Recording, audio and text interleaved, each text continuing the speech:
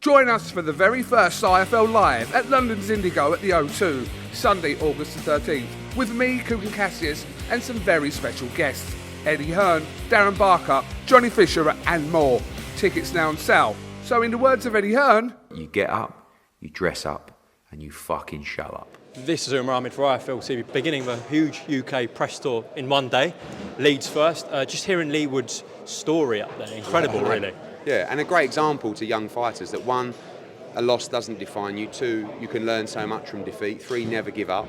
I can't quite believe the run that he's been on. You know, I mean, the Kanzu victory was astonishing. The Michael Conlon fight was unbelievable. You know, the dominating the Maurizio Lara one fight and then gets knocked out.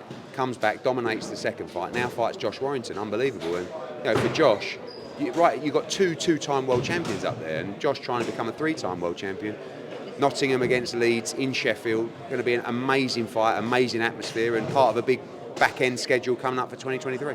Yeah, big night on October 7th. It's got an old school feel. The type of fights that you used to put on Sky. Yeah. You've had some good fights with Wood and Warrington on the zone, but they've been against international opponents. There's nothing better than the domestic clash. I agree, and I think, look, in 10 days' time, AJ's fighting Dillian Whyte at the O2.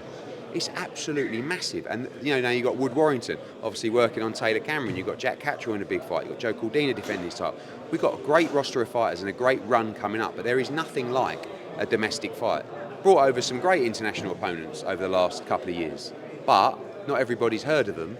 It's very easy to buy into and you know, start getting excited about a fight between two guys with massive fan bases from cities an hour and a half away from each other for the world title.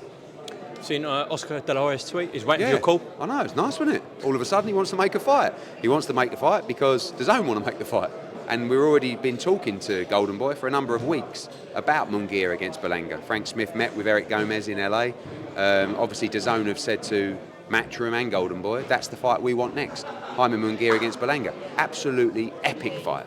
Mexico against Puerto Rico, pure 50-50, absolute war. Add me some of that, and hopefully we can sit down with our friends at Golden Boy and get it made. Of course, he did say in the post the winner to fight Canelo. Canelo's just done a deal with PBC, so I'm not sure how that would function. Yeah, I mean, look, you can always do a deal with PBC. If PBC don't have an opponent that Canelo accepts, I don't even know the actual length for the PBC deal. Who knows? It's never been fully announced, but if they run out of opponents or there's someone, you know, that makes a massive fight, I'm sure we can do that.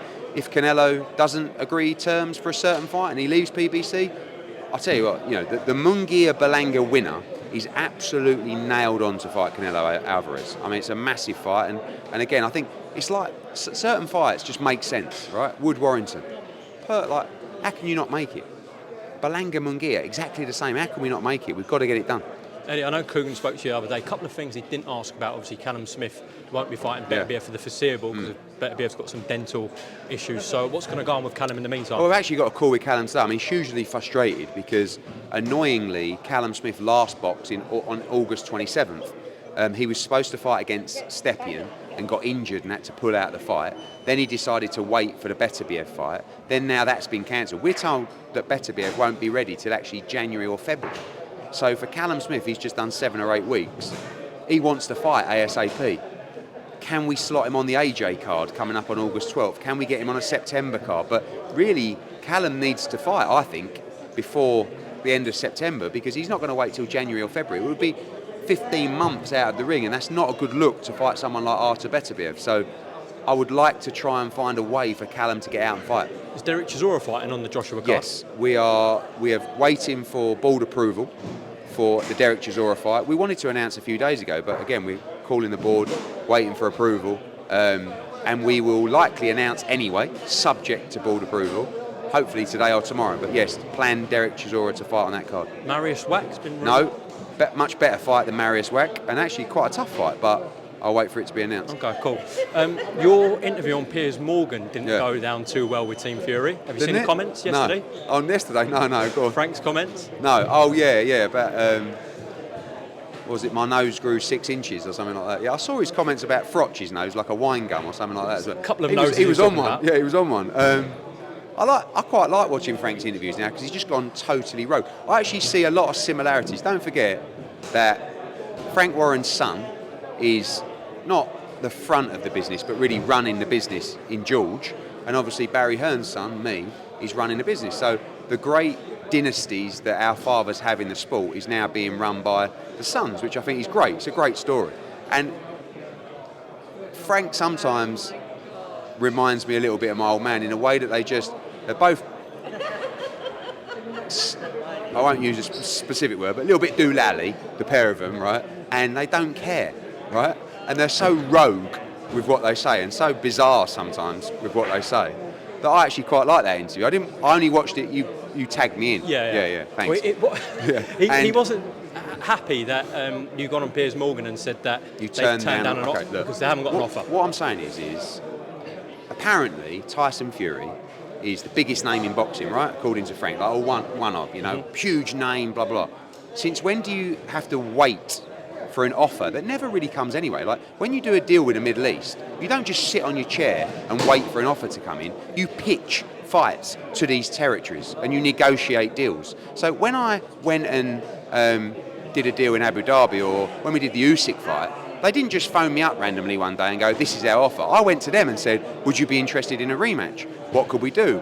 And ultimately, it's your job to create an opportunity for a fighter. Now, they had untold conversations with Saudi. The fact that they didn't receive a written offer is probably because the numbers that were discussed, and I know the numbers that were discussed and offered, maybe what Tyson Fury asked for, there was just a decision that there would be no offer because of what he asked for. But it's your job as the promoter to go out and make the offer to the fighter, not just to sit there and wait for an offer. So there were plenty of opportunities for Tyson Fury to fight Usyk. I believe in Saudi, and I'm sure they'll confirm that to you as well. We know Wembley because apparently they were dead set on the Wembley for 70-30. So Tyson had that offer but couldn't apparently negotiate with Usyk. It doesn't really matter. You can spin it how you want. The reality is there were opportunities 100% for Tyson Fury to fight Usyk, and he decided maybe the money, he didn't like the money, maybe he didn't like the fight, but chose not to progress it, and for Ngannou instead. And how many interviews have I got to see where I say, I get it, I understand. It's a load of money for a bloke that's never boxed before in his life. So I don't think it's bad business, but you can't sit there and say, I can't believe it. We tried to make the AJ fight, we tried to make the Usyk fight, and that's the only ones he talked about. Well, their point is they're the only ones sending out offers for the UK But they're not fights. really. Omar, if you send me an email, like I received, going, all right, yeah, we want to talk about the fight in September. Let's have a chat. Same terms as last time. Next thing, we've made an offer to Tyson Fury for the same thing. You can spin it however you want. The reality is, I'm not saying that Tyson Fury wouldn't fight Usyk and wouldn't fight Joshua, but you can't say that he really tried to make all those fights, or certainly the Usyk fight. That fight was there. Usyk was bending over backwards to make that fight. In terms of the Joshua one, are you saying that once the email offer came in, We spoke to George Warren. if you had actually gone ahead with it, were you saying they would have just pulled out? No, I think maybe we could have made the fight, but at that stage, we're fighting on August 12th, which they knew, and we're negotiating with Saudi Arabia to fight Deontay Wilder. That's our plan, right? When I phone up AJ and go, look, do you want to scrap those two fights and just hope that we can get a deal done with Tyson Fury? You can imagine the belief of people. No one believes Tyson Fury now. Probably no one believes me. No one certainly believes Frank. I've seen the comments, underneath the thing. It don't really matter. We're going to spin it. We're promoters. We spin it how we want. The reality of this situation is, I think it's good business from Tyson Fury and Frank Warren for Tyson Fury, and I think it's very disappointing for fight fans. That's all. And I just don't think there's loads of other fights out there he could have boxed. Andy Ruiz, he never wanted 25 million or whatever they said he wanted. I don't know who they were talking to. Filip Hrgovic, Martin Bakole, and Frank will say, who's heard of Martin Bakole? Absolutely right. It's a pretty tough fight for average money. You just don't do it. But you can't say, we explored all options. You didn't go through the entire top 15 in the governing bodies and ask everyone to fight, did you? Just that the money weren't good enough and you wanted a load of money for an easy fight. Congratulations. Don't worry about it. Don't have to get angry about it and talk about people's noses. It is what it is. Congratulations. Frank's going to cop a nice few quid. Enjoy it. What was Joshua's view on the Ngannou fight? Same before. Francis Ngannou approached me through his people, whatever, and said, we would like to discuss the Anthony Joshua fight. I went to Las Vegas because I thought, I was in Las Vegas and I contacted him and said, let's have a lunch. We had a 2-hour lunch. Fascinating guy. What a lovely man. And he said, I want to fight Anthony Joshua. And I went, blimey. Not really discussed it with him. I went back, we were having a catch up with AJ. I said, I met Francis Ngannou and he wants to fight you. He said, absolutely no interest. You can ask him next week. He went, I want to win the world heavyweight title. I'm not fighting Francis Ngannou. And that was it. And I went, all right. And that was the end of the conversation. By the way, at the time, he had no world title. I think you actually mentioned this in an interview, so you done well actually, because you had our back for once. Oh, with yeah, Dave. yeah. He had no world. Yeah, that's right. He had no world title, and he had no undisputed fight. He didn't have the Fury fight. He didn't have the Usyk fight. But Ngannou asked to fight him, and he said, "No, I want to focus on my boxing." But look, we know the Deontay Wilder fight in Saudi Arabia, even though it's a huge fight, it's there because of the money. So the Ngannou fight would have generated loads of money. So, and Joshua said multiple times in presses, the last two, I'm doing it for the money. So what is Umar, are you trying to criticise Joshua for wanting fights like Deontay Wilder over Francis Ngannou? I mean, no, but that's what I'm saying. I mean, he wants to try and win a world heavyweight title. Right. He wants to be in the biggest fights in boxing to cement his history and his legacy in the sport. If he would have just wanted a few quid, we could have done loads of stupid stuff. He's, you know, like the WWE and stuff like that. Was he offered for that? No. Do you know how, like, you would never get AJ doing that. I like Tyson doing it. I think it suited him, and he probably made a nice few quid. It's for some people. It's not for other people. Francis Ngannou in a exhibit, whatever it is not for Anthony Joshua.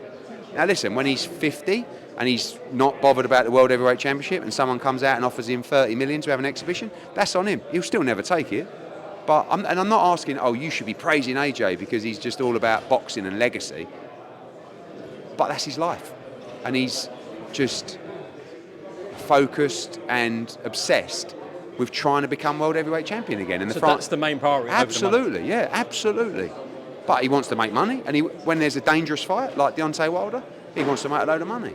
But he never said to me once when I said to him about Ngannou, how much do you think I would make for that fight? He just went, no. So just to round off quickly on Conor Benn, can you just confirm whether the WBC with their investigation in the first test and UKAD with their investigation in the second test only looked at those tests rather than both? Is that accurate? Both tests were considered in the whole situation. Ultimately, he went through two processes. One was the WBC and one was UKAD. We felt that because WBC and VADA did the tests, that was the people to go through and the route to go through. When he did that and he was cleared of any wrongdoing, which was from the statement, and he was reinstated in the rankings, we thought he's gone through the process, cleared to fight. There was a huge amount of feedback from people saying no, despite him not being a British Boxing Board of Control holder, he should still go through UKAD and the British Boxing Board of Control. He did that. He was provisionally suspended. They had the hearing. He won the hearing. They lifted the suspension. No ban, no nothing. And he's clear to fight in Britain, subject to the approval of the British Boxing Board of Control, which is the next process to undertake. Because Conor's not a licence holder with the board, do UKAD have jurisdiction over the testing process? I mean, that's an argument to have with them. I've made comments previously about that jurisdiction, of which I'm get told off for, and it's important for people to know. This confidentiality under UKAD rules, that's not an Eddie Hearn and Matchroom rule. People seem to think, oh, that's convenient for Eddie. We're not allowed to talk about it. And by the way, I wasn't in the hearing, I haven't seen the dockets, I haven't seen the information. What I know was the suspension's lifted and he's been cleared again. So I would like Conor Benn to go through the process now and apply for his British Boxing Board of Control licence. There's a lot of fighters, big name fighters in the UK, who have failed tests and chose to not apply for a British Boxing Board of Control licence and fight on an international licence, and then when they fight in the UK, they ask for approval. I don't think any British fighter that's having fights in Britain should do that, in all honesty. So I would like Conor Benn to go through the process with the board, and we'll do that, and hopefully, after being cleared on from the WBC and in that hearing, we can move forward with a licence. Looking at the board statement last night, do you think they'll appeal it? Maybe. I mean, I could imagine the whole world and the dog is calling the board, telling them to appeal it. We live in a strange business, in a business of boxing. But ultimately, everything that has been asked of Conor Benn, he's done. He's been cleared by the WBC. The suspension has been lifted by UKAD. It's up to the board if they want to. We're ready for anything. I mean, we're a year in, Umar, fighting every day for a year. So we ain't going anywhere. were saying, are you? Is it? IFL really do use you. You're on Sorry, two yeah, I know, interviews at yeah, the same yeah. time. Do you see Adam Cattrall's comment saying it's a whole PR spin from you and Conor? Adam Cattrall's a Berk. I mean, what was it? A spin. A spin. It's facts, right? After the decision, you have a choice to announce the decision or wait for the appeal. Let me ask you a question. On the Friday, Conor Benn made the statement. The decision came a few days before. If Conor Benn would have lost, do you think the media would have been aware of the decision? Absolutely. Funnily enough, he won the case and no one even called me. I couldn't believe it. Conor Benn knew that someone would leak something. He wrote to UKAD and he wrote to the hearing and said, we are going to make a statement to confirm the result of the hearing, just to let you know. No one went rogue, no one tries to spin anything. Adam Cattrall needs to understand one thing. You wanted him to go through the UKAD process. He did it. Suspension lifted, clear to box. See you on TalkSport, my old China fight disciples, or what you're called. Jeez! Join us for the very first IFL Live at London's Indigo at the O2, Sunday, August the 13th, with me, Kugan Cassius, and some very special guests. Eddie Hearn, Darren Barker, Johnny Fisher and more. Tickets now on sale. So in the words of Eddie Hearn, You get up, you dress up, and you fucking show up.